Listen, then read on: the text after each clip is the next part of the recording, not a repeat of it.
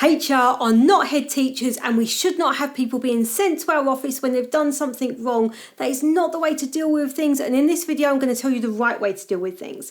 Hello, my name is Jenefer. I'm the founder of Silk Helix, and we are a HR consultancy supporting small businesses with all things HR, employment law and people management. So we hear a lot about people who are sent to HR or HR have told me to.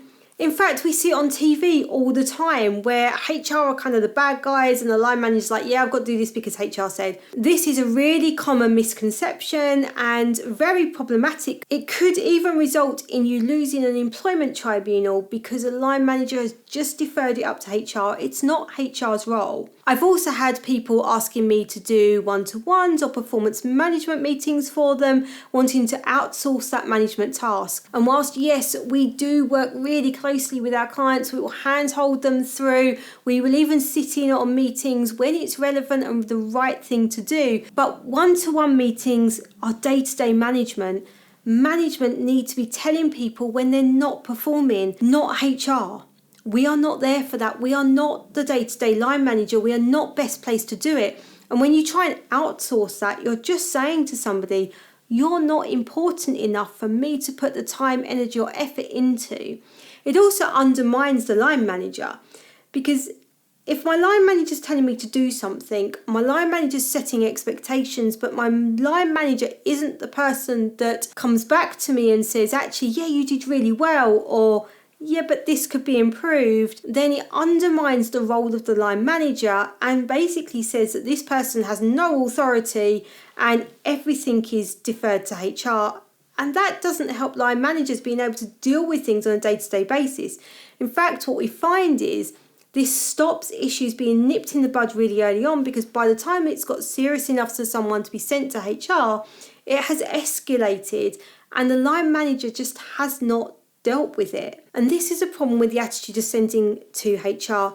HR should be your friend as a line manager. They're there to support you, to advise you, to give you the tools, tell you what you can do. HR, we need to be encouraging the business to train line managers. We need to be supporting line managers to have the skills to do the job. Now, what I generally find is somebody gets promoted into a management role and they are not given the skills that they need to do that role. They were good at the job they did before. It's therefore assumed they'll be good at being a manager. Being a people manager is a job. And I often hear people say, oh, I haven't got time for one-to-ones, or I haven't got time to manage people. But if you're a people manager, that's your role, that's your job. If you're getting too down in the detail, then you're stopping the people in your team from being able to do those things. You're avoiding delegating, which stops them being able to progress and develop new skills. It means that you're keeping too much control over things, and your team aren't getting the recognition and the value that they need to be productive. Now, sometimes this comes from an over-controlling HR person who wants to keep everything to themselves. We've all got bad apples in our professions.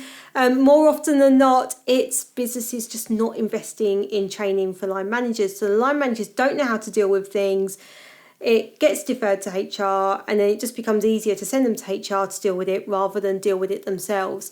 And I can understand that. If you've not had training, if you don't know what you can do, if you know there's this employment law there that you can't fall foul of, but you don't know what it is, then that ties your hands. It stops you dealing with things. So I can't say enough. It is about upskilling managers. It's about giving managers the tools, the knowledge, the understanding to be able to effectively manage people on a day-to-day basis, being able to nip things in the bud, to have conversations, because that day-to-day management is what matters. And that's why I've developed digital courses to help managers to have these skills and be able to develop them in bite-sized chunks by going through the course at your own pace.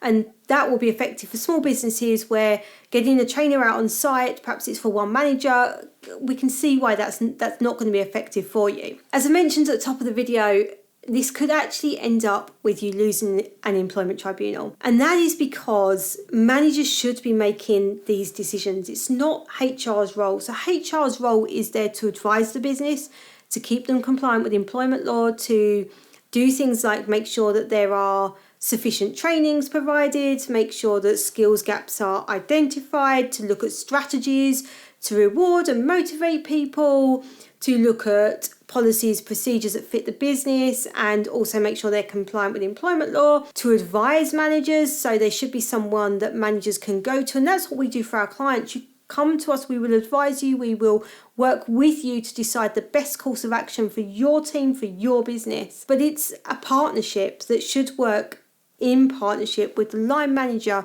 doing the day-to-day, because otherwise, as I say, you get undermined as a line manager. And yes, the worst risk is that you risk losing an employment tribunal because you've deferred to somebody else and not made a decision that you should have done so.